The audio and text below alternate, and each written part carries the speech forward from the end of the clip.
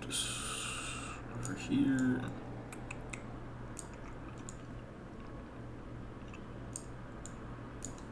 Cool.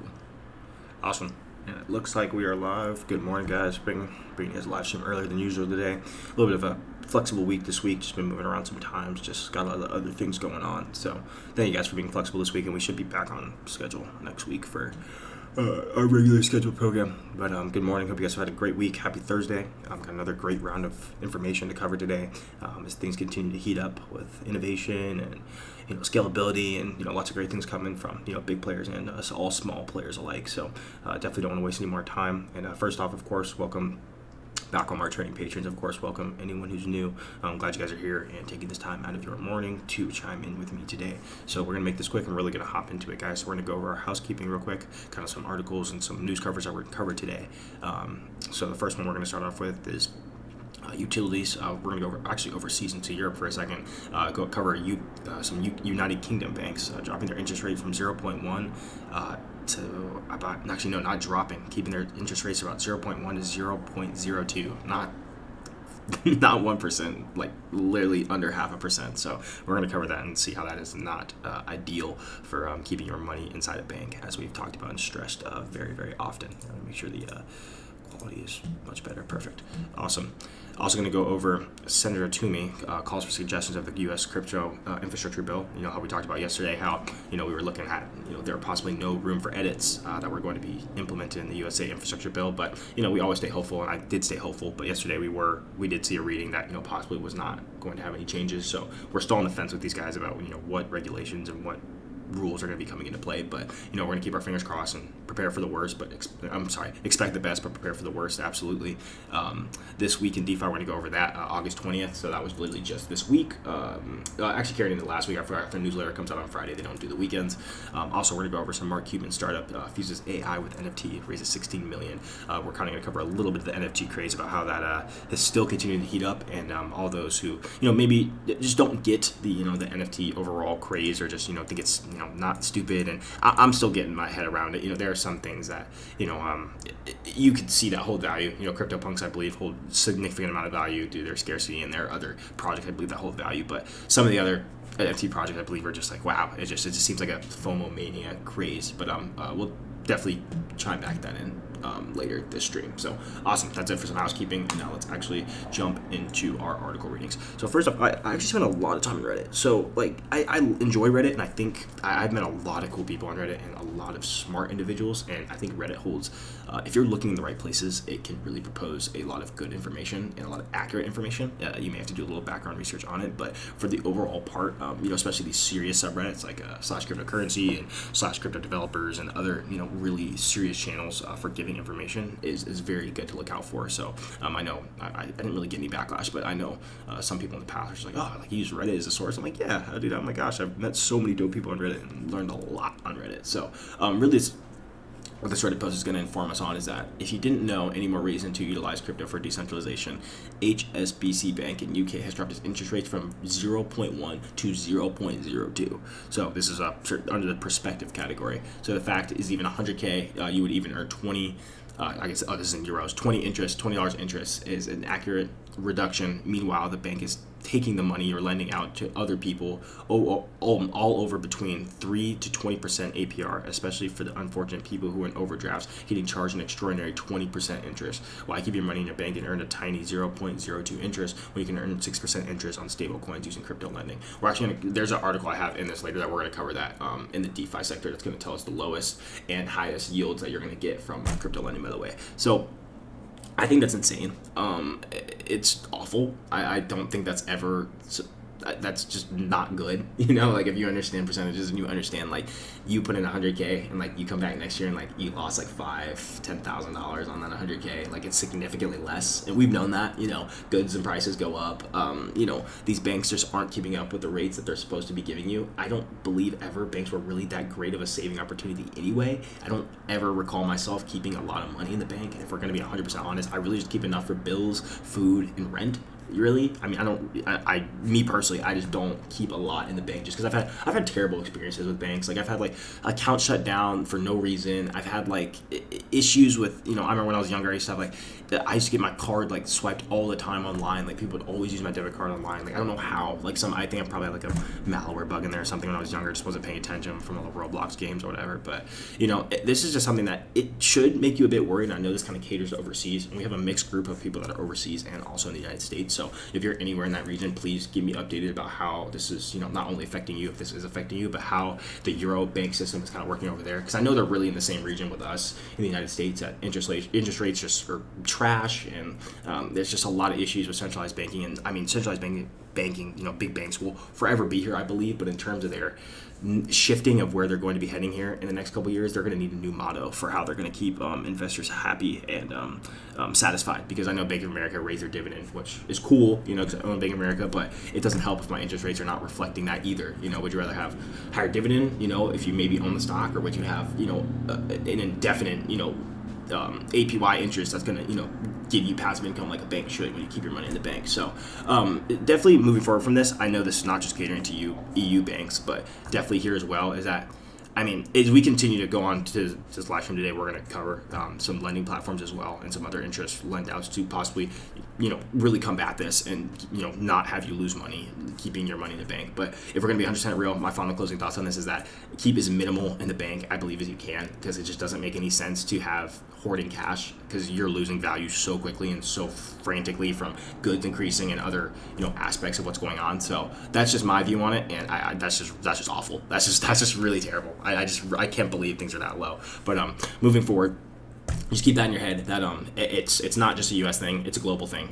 Banks really were stress tested this past year and a half, and things are going to possibly get a lot worse before they get better, even if things seem to be looking up. So also as well, going to move over to our more than 100,000 ETH, 300 million has been burned following the Ethereum's latest upgrade. So we've covered EIP 1559 briefly and the move from proof of work to proof of stake, and most of you guys get it. I didn't really have a lot of backlash. I think you guys did a really good job about researching on your own, and any questions that you had, you really tried to, of course, figure out yourself. And of course, I have no problem with you guys DMing, asking me any questions. That's completely fine. By no any means, but I think we all did get it pretty well. So the reason, just to recap for anyone who's new and doesn't really understand, so the shortened version and the simplistic version without getting too complicated is, from proof of work, mining algorithms that we have, GPUs mine on the network, so solving very complex mathematical equations on the blockchain by GPUs, so your graphics card, which powers all your Call of Duties and all your graphics that you see on your screen.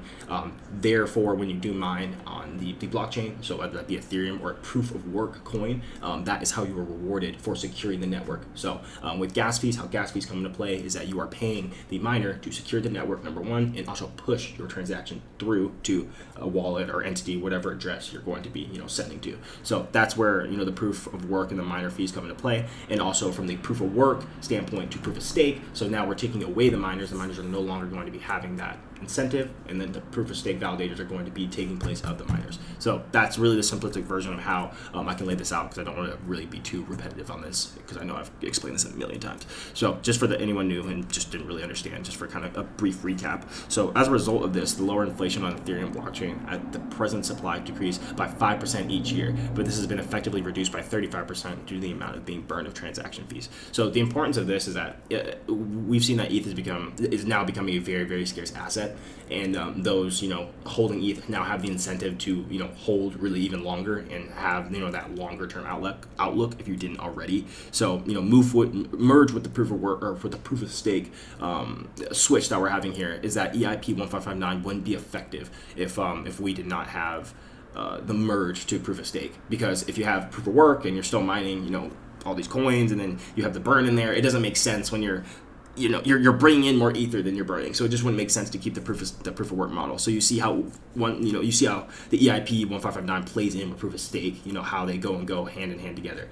With giving the incentive to validators, people who are securing the network now, to hold versus mining up coins that would pretty much overvalue the EIP 1559 burn. So it wouldn't make sense to bring in more than you're burning, because that would just defeat the whole purpose of the burn. So that's just really the simplistic version of that. So as we move forward with moving as we move forward with the burn and how this is going to really affect the ether price. I mean, the catalyst for it is going to continue to climb in value. When you have something that's more scarce and when you use it, especially when the network is being utilized, because that's when it becomes most effective. Is that's why the update is so important. Is that as the network continues to grow and it continues to be utilized, it will continue to to make Ethereum more scarce, and therefore give it that mechanism to hold, and therefore really have it as a very ultra sound store of value. So it kind of just gives it a buff on the plate. It kind of just buff out the spots, and it just makes it even more shiny. And you really have another incentive to to keep your Ethereum,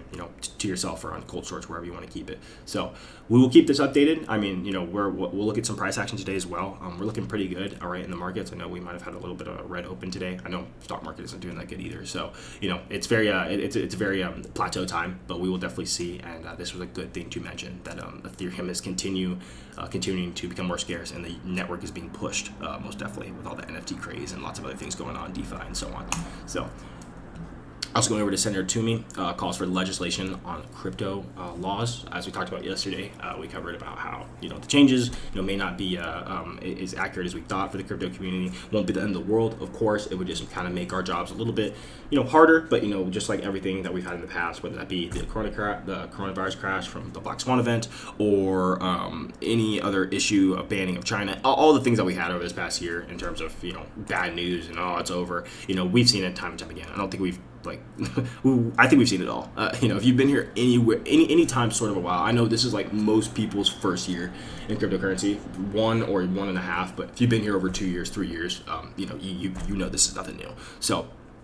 Senator Pat Toomey is looking for feedback on how the legislated crypto law for blockchain, can be revised. So, from what we talked about, if you guys remember how we talked about the legislation video of, the complying and how it would make it very, very difficult for entities, for like developers and DAOs, decentralized autonomous organizations, and other organizations to comply with these measures, basically making it impossible and pushing business offshore. That was one of the things we didn't want here, is because the U.S. likes to have power and likes to, we really like to have the meat of the section. We like to have everybody come here, work here, have the opportunities here, and so on. That would be a big indicator if some of these legislation laws do end up passing in this bill, that they would not be very compliant worthy. Therefore forcing us to basically making it impossible to comply.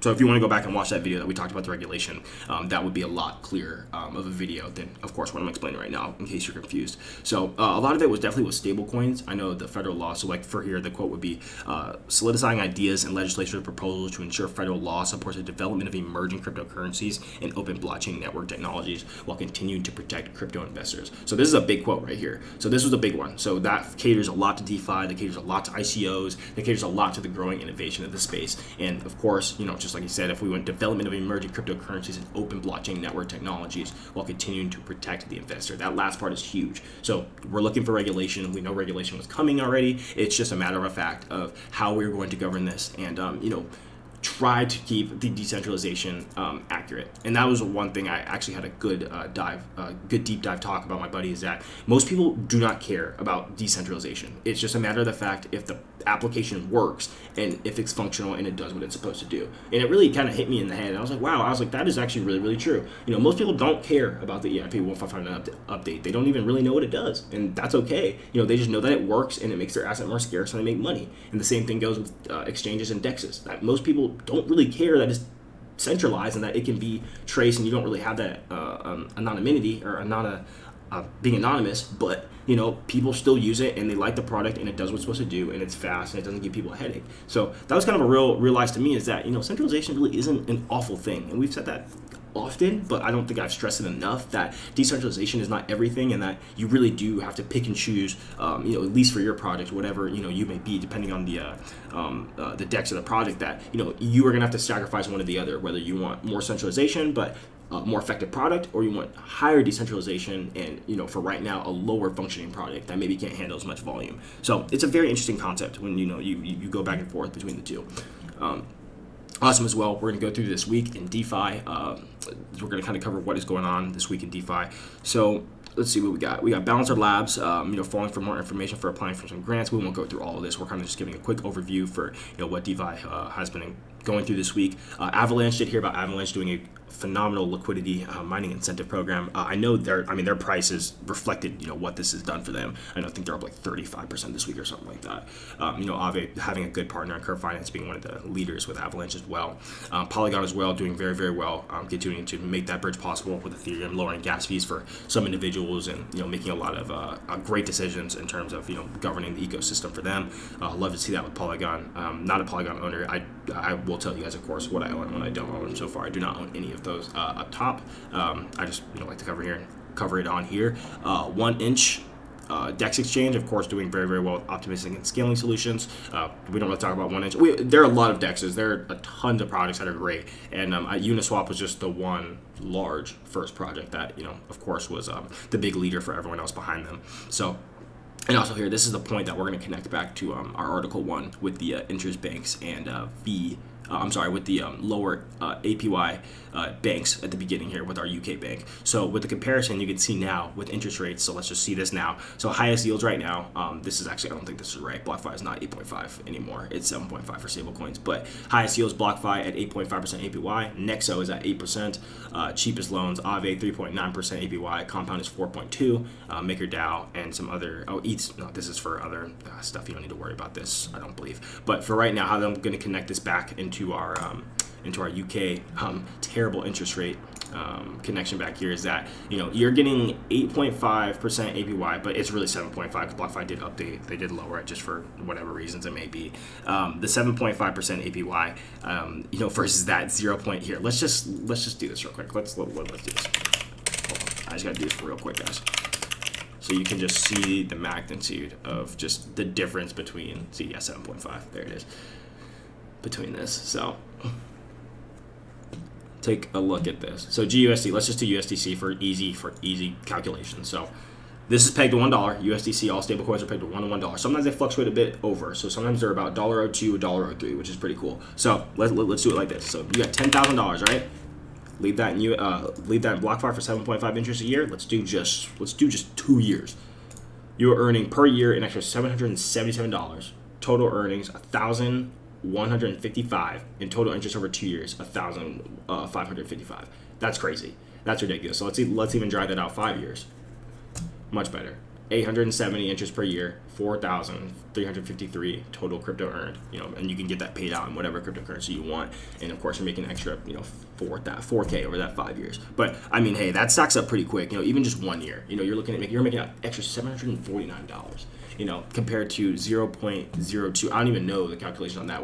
We can do that towards the end, and we can see what the difference is between those two. But you can see the drastic measure of, what it is to keep your money somewhat, actually not even really somewhat, make it stable versus, our traditional finance, which does not do a very good job.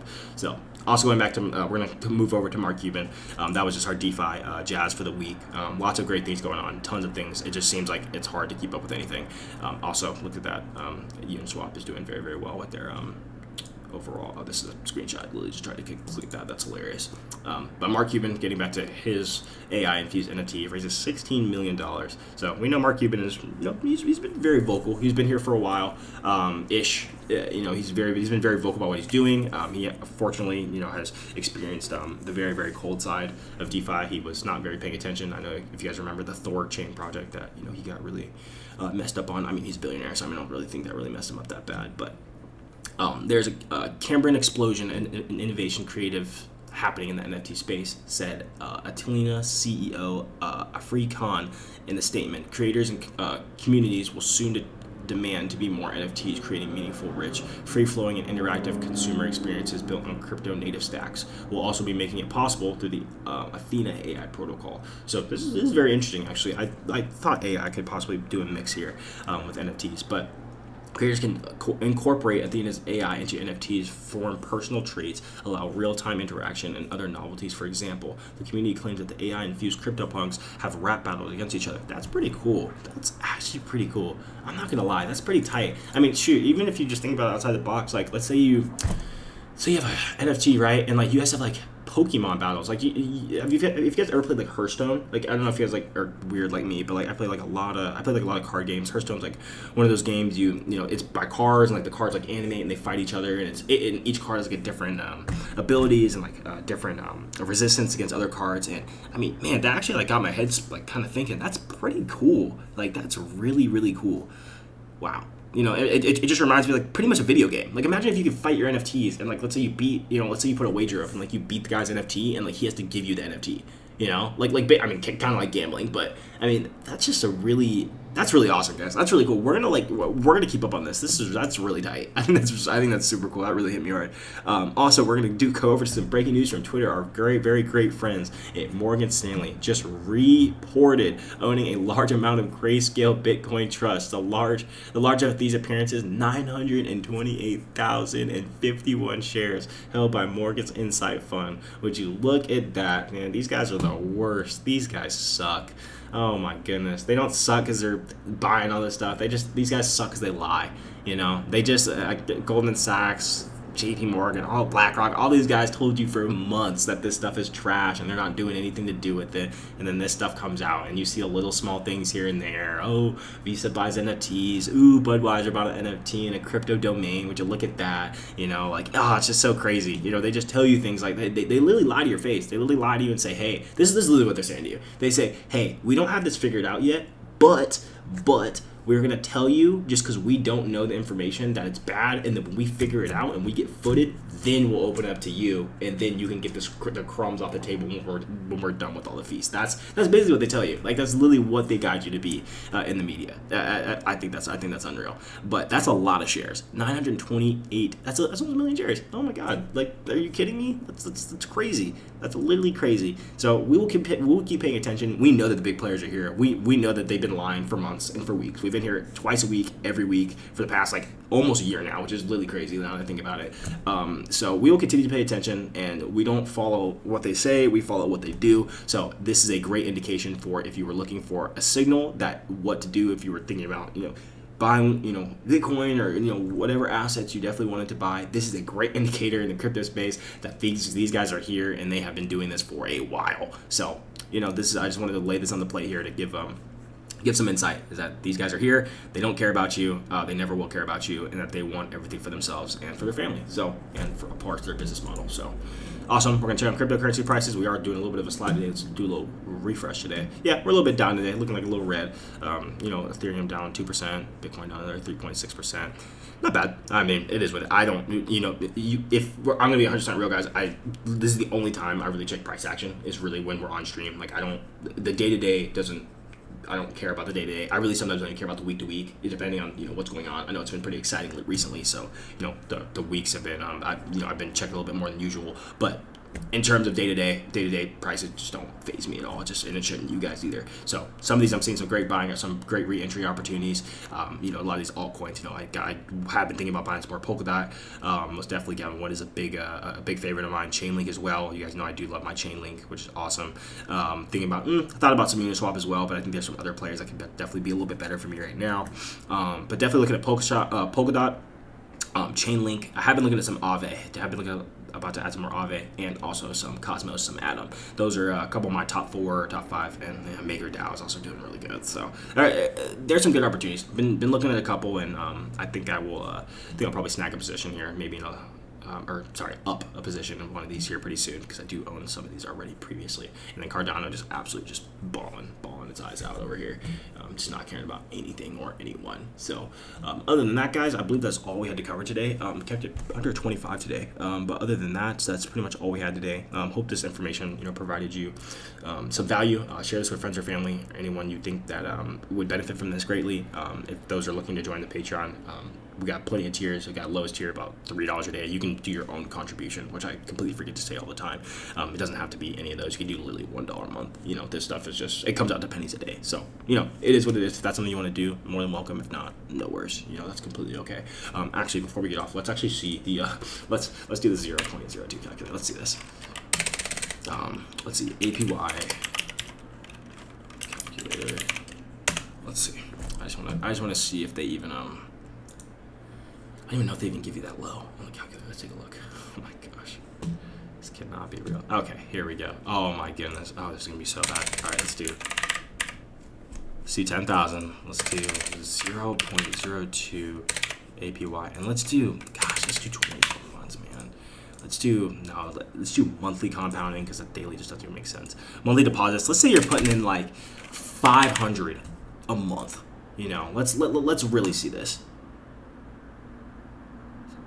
0.02 APY and a balance. Is that even right? No way that's right. What? Let's see. 0.02. Unless I'm just literally terrible at this. That doesn't make any sense. How do we get from? Let's do 12 months. Okay, that's more like it. So 6K in 3 years? There's no way. For 0.02 APY? No way. Here, maybe we need another zero in there. Huh. Maybe this calculator's wrong. Maybe I'm messing up. Huh. I'm gonna have to look at that. There's no way that's right. How are you getting 0. I'm no math major, but tell me where I'm wrong. I'm no math major, but there's no way that is right. Unless I'm doing the wrong calculator. How competitive? Oh, this is competitive. Huh. I'm about to get an update on that. That's interesting. I don't know why that's coming out like that. That shouldn't be the APY. But I'm no math major. I failed math like all my years of high school, by the way. Just trash, absolutely garbage. But we'll do an update on that, and I'll look at that because that's definitely not right. But you guys saw the difference, so that's all that matters. Thank you guys so much for chiming in today. I will see you guys this week. Look out for our tutorials. Our Chapter 5 learning Solidity tutorial will be out this week. I apologize about last week. We had tons of hiccups, and you guys know how it's been this week. Just a lot of moving around. So awesome, guys. Thank you so much. I will see you guys